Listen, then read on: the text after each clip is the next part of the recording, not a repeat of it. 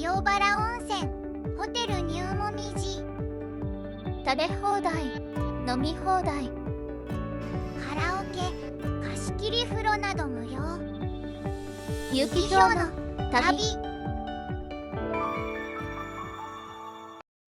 アクセス概要欄のチャプターリストもご活用ください。ホテルへは JR の駅からの無料送迎があります。定員は8名なので、宿泊日が決まったらすぐに送迎の予約もしましょう。送迎場所は JR の西那須野駅または新幹線が止ま丸那須塩原駅です。路線バスもあります。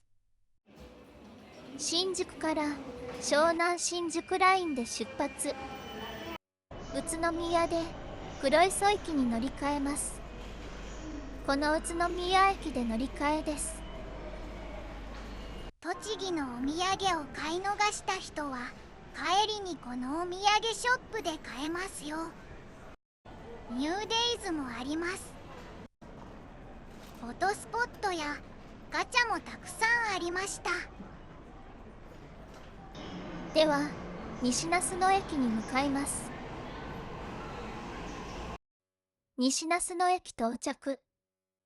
私は早めに現地入りしました。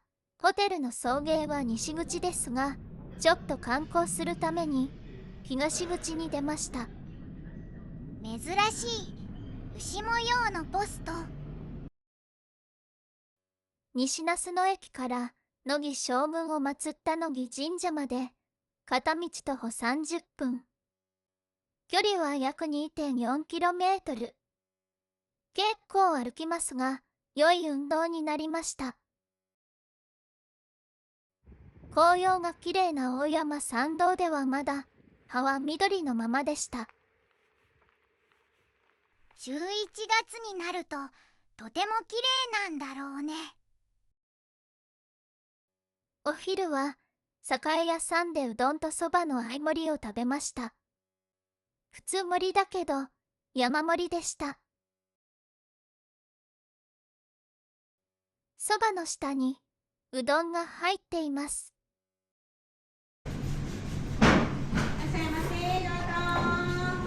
途中下車の旅も楽しいよね。西那須野駅西口一般車乗降場。ここでホテルの送迎車を待ちます。送迎車が来ました。先に那須塩原駅でピックアップされた人が乗っているので、西那須野駅からは空いている席に座りました。満席でした。今回私が宿泊するニューもみじのほか、伊東園ホテル塩原にも泊まります。道の混雑具合にもよりますが、通常は40分で到着します。11月の紅葉の時期は渋滞することもあるそうです。本当は11月に来たかったのですが、満室で予約が取れませんでした。14時半ごろ到着。貸し切り風呂やカラオケの予約開始は13時なので、間に合うかちょっと心配。ゆっくり話してますので、お急ぎの方は2倍速でもなんとか聞き取れるよ。チェックイン。送迎車で14時半の到着。貸し切り温泉、カラオケ、麻雀、卓球はフロントで予約をして無料で利用できます。予約は13時にスタートで、早い人から好きな時間を予約できます。到着が遅いともう枠が残ってないこともあります。到着は14時半でしたが、貸し切り風呂、カラオケ、卓球の予約が取れました。その他、部屋や食事の説明を受けて、チェックインは終わりました。この日の夕食は18時からの1時間半です。翌日の朝食は7時からの1時間半です。週末などの混雑時は食事は2回に分かれますが、この日は1回転です。1階には自販機コーナーがあります。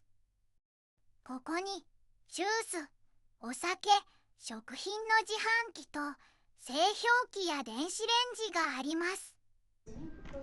ロビー、テレビ、新聞、パンフレットなどがあります。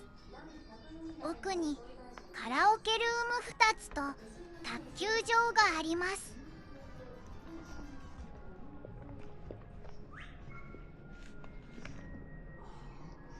右にはトイレ。景色が良い広い卓球場には卓球台が2つ。カラオケルーム、安らぎ。夜はここで一人で1時間歌います。かなり広いね。20人くらいは入れると思う。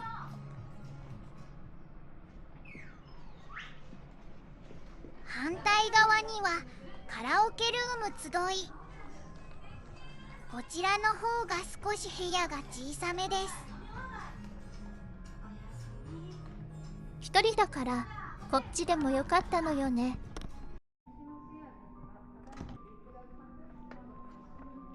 売店はフロントの横にあります。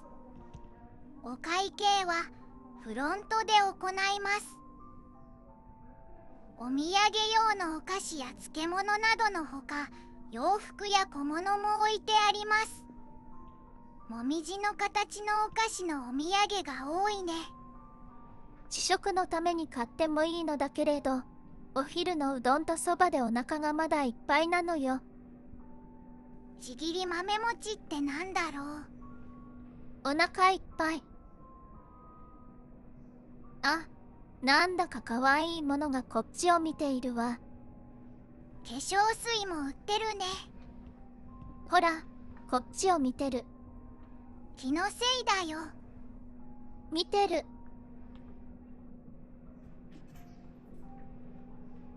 ちょっとお得な福袋も最近よく売店で見かけるね。この辺りは栃木ならではのいちごのお菓子コー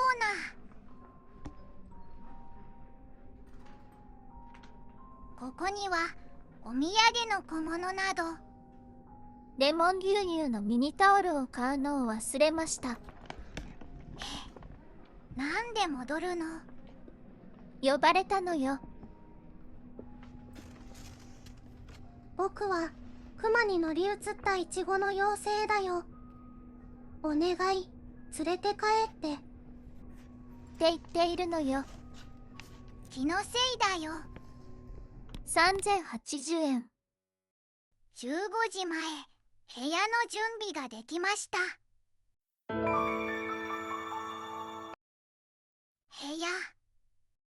部屋は5階。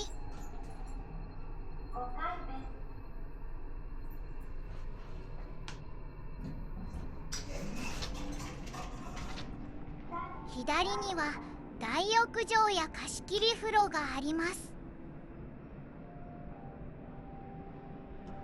ほうき側に面した部屋を予約しました。10月中旬、紅葉はまだまだです。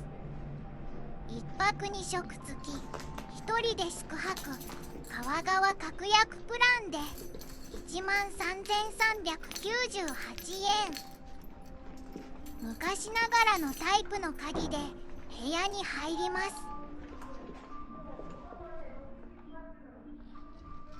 部屋に入って右の差し込み口に鍵を入れると電気がつきます。差し込み口がどこだかわからなくて、ちょっと探してます。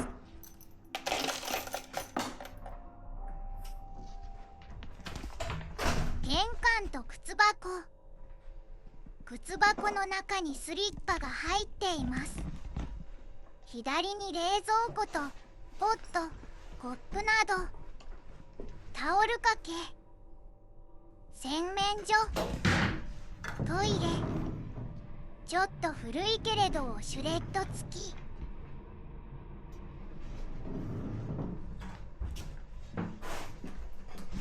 部屋は和室の8畳。すでに布団が敷いてあります。一人で泊まるのには広いです。天気が曇りなのでちょっと部屋が暗いですね。テレビ、広縁にはテーブルと椅子。窓からはほうき川を眺められます。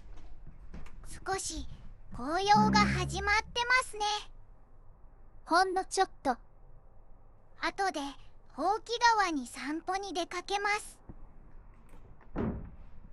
広縁から見た部屋の全貌図。8人くらい泊まれそう。鍵付きの金庫。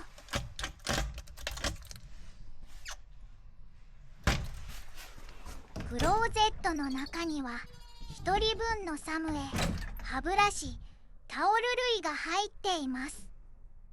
サムエは M サイズしかありません。他のサイズが必要な場合は1階フロント近くの棚から浴衣を持参します。電話やティッシュ、押し入れの中には予備の布団や座椅子。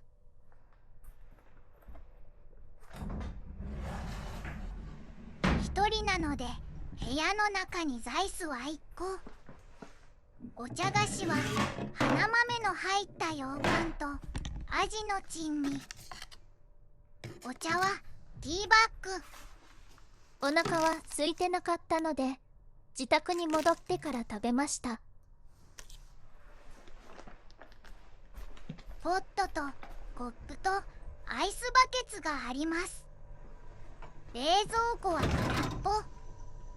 ペットボトルのお水は置いてありません。すぐに冷たい水が飲みたい場合は自販機か大浴場の給水器があります。窓からの景色。上下セパレートで動きやすいサムエ。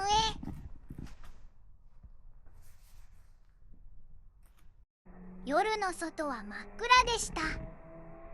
これは2日目の景色。1日程度では紅葉はあまり進まないわね。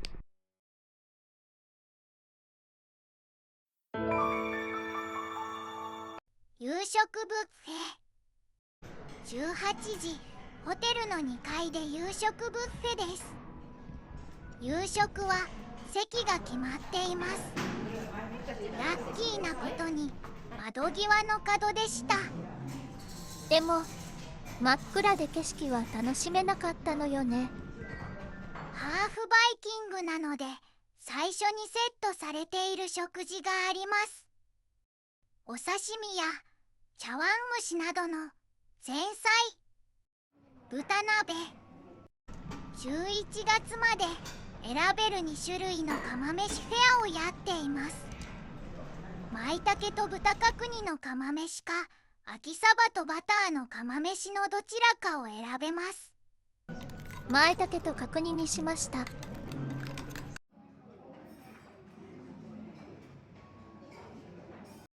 ではブッフェ料理を見ていきますよ。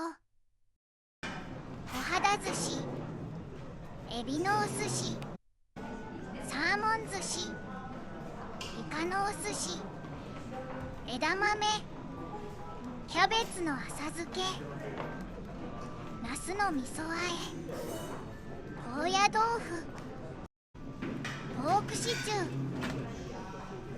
たこ焼き、麻婆豆腐、鶏の唐揚げ、大根のエビあんかけ、さつつまいもの天ぷら、ちくわの磯辺揚げ、チャーハン、栃木名物の餃子、生湯葉の吸い物、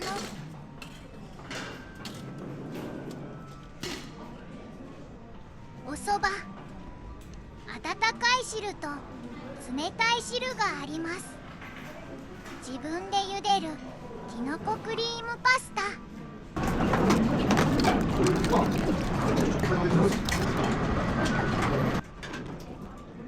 お味噌汁、スパイシーなカレー、お子様には辛すぎるかも。ご飯とお漬物、サラダとデザートのコーナー、ブロッコリー、オニオン、レタス、ライチ、ポテトサラダ、パイナップル、みかんゼリー、いちごゼリー、プチシュー、ロールケーキ、バニラアイスクリームといちごアイスクリーム、飲み放題のお酒もいろいろあります。ワイン、焼酎、日本酒、ビール、ウイスキー、ソフトドリンクもいろいろ。おいしい夕ご飯の出来上がりです。これは最初にセットされている料理です。量は少しずつですが、これだけでも十分おかずになり、そこそこお腹いっぱいになれます。釜飯も炊き上がりました。豚の鍋はだしで炊いてあるので、このまま食べられます。ブッフェの料理は一口ずつ全部持ってきました。お寿司は人気でした。もともとセットされている料理もあるので、ブッフェから全種類持ってきたらすごい量になってしまいました。でもちゃんと全部食べてたね。当たり前よ。カレーはスパイシーで好きな味でした。ワインは赤白両方。釜飯はしっとりしていて美味しい味でした。もう少し火力があればおこげもできて香ばしくてよかったかも。日本酒も全種類制覇して満喫の夕食でした。ごちそうさまでした。大浴場と露天風呂。大浴場と露天風呂はホテルの5階にあります。大浴場の手前にはマッサージ機2台と休憩所があります。大浴場にはチェックイン日の15時から24時までと翌日の朝5時から11時まで入れます。自販機もありますが、脱衣所に給水器もあります。温泉は2種類の温泉の混合です。ナトリウム塩化物、炭酸水素塩温泉です。洗い場はたくさんあるので混雑していませんでした。サウナもあります。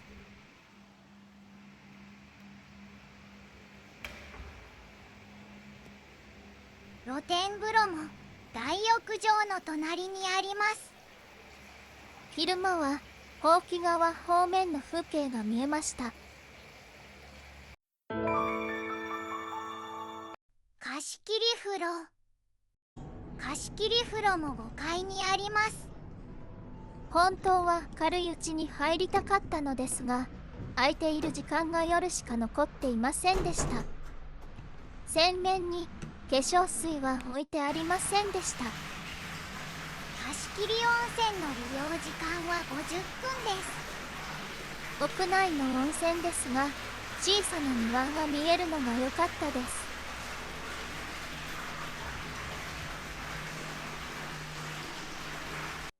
貸し切り風呂は2つありますが、私が入ったのは右側のお風呂です。左側のお風呂も作りは同じみたいです。庭に石灯籠があるのがちょっと違いますね。風呂上がりにマッサージはいかがでしょうか。10分200円です。宿泊したのは平日の火曜日でしたが、全体的に空いていたのか、ここで休んでいる人を見かけませんでした。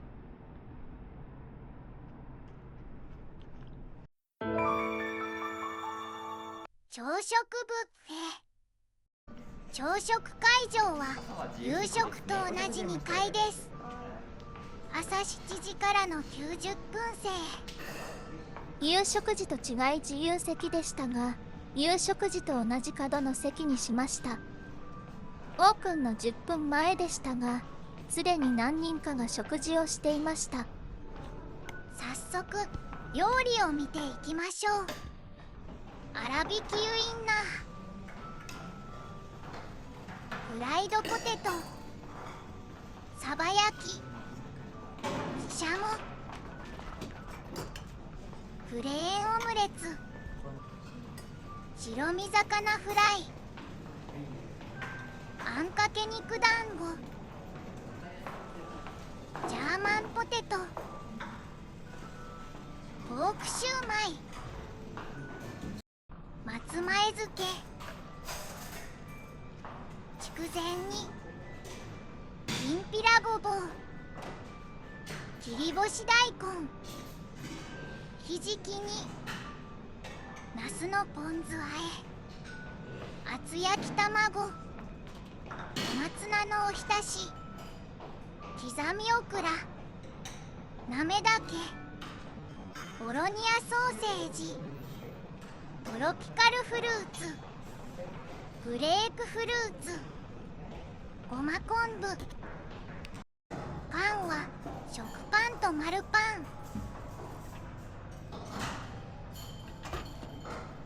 トースターで温められます。コーンスープ、ヨーグルトとコーンフレーク、3種類のドレッシング、サラダのコーナー、オニオン、ブロッコリー、コーン、レタス、マカロニサラダ、湯豆腐、温泉卵、納豆、味付け海苔、お漬物、おかゆ、うどん、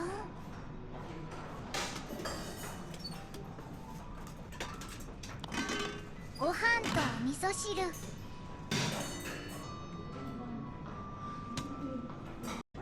おいしい朝ごはんの出来上がりです。全部一口ずつ持ってきました。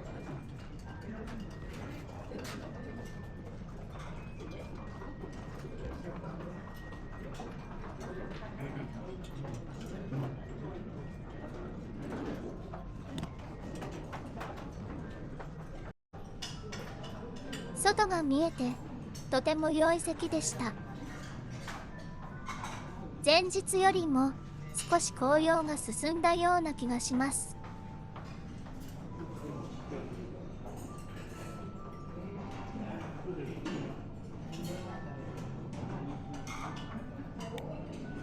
下には川が流れています。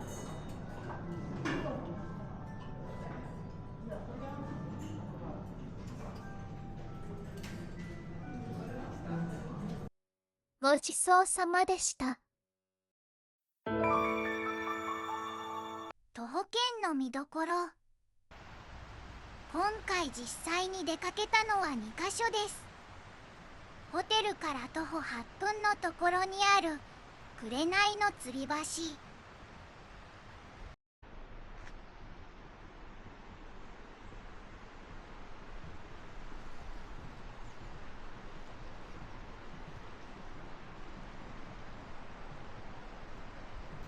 夜はライトアップされます。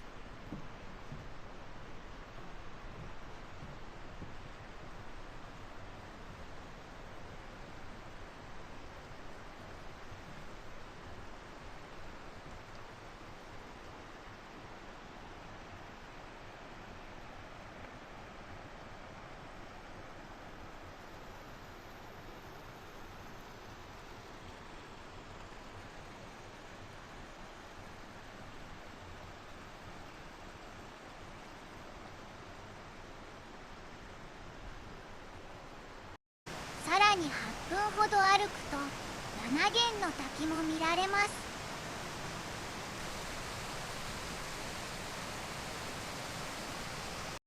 徒歩19分かかりますが、この博石園にも行きました。層が塩原構成層といいまして、湖の中でできた地層ですね。入園料大人500円、子供300円、さらに850円で化石発掘体験ができます。ただ割ってみないとわからないわけですね。でもちょっとずれちゃうと出ない場合もあるし、はい、出ないチャレンジ。平行にですね。そうですね。これちょっと入ってなかった。ですよ。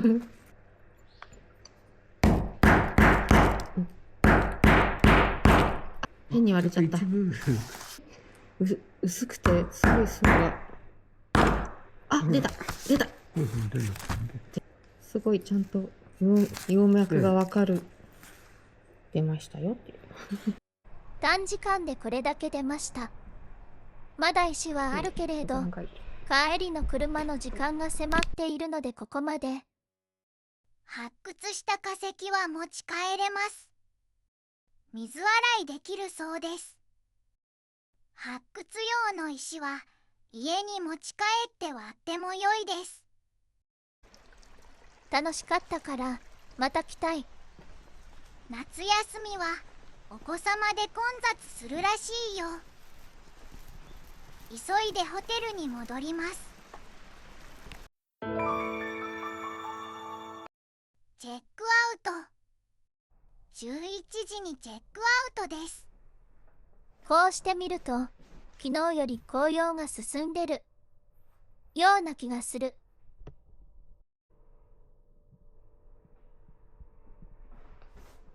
お世話になりました。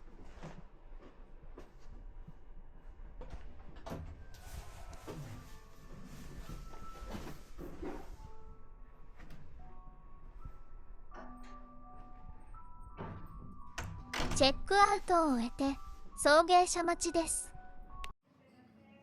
レストランカフェランプでお昼ご飯を食べてきました。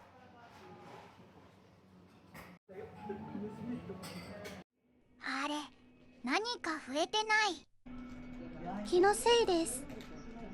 僕は熊に乗り移ったイチゴの妖精だよ。帰りの送迎車は定員8名のところ7名でした。おしまい。最後までご視聴ありがとうございました。また見に来てください。またね。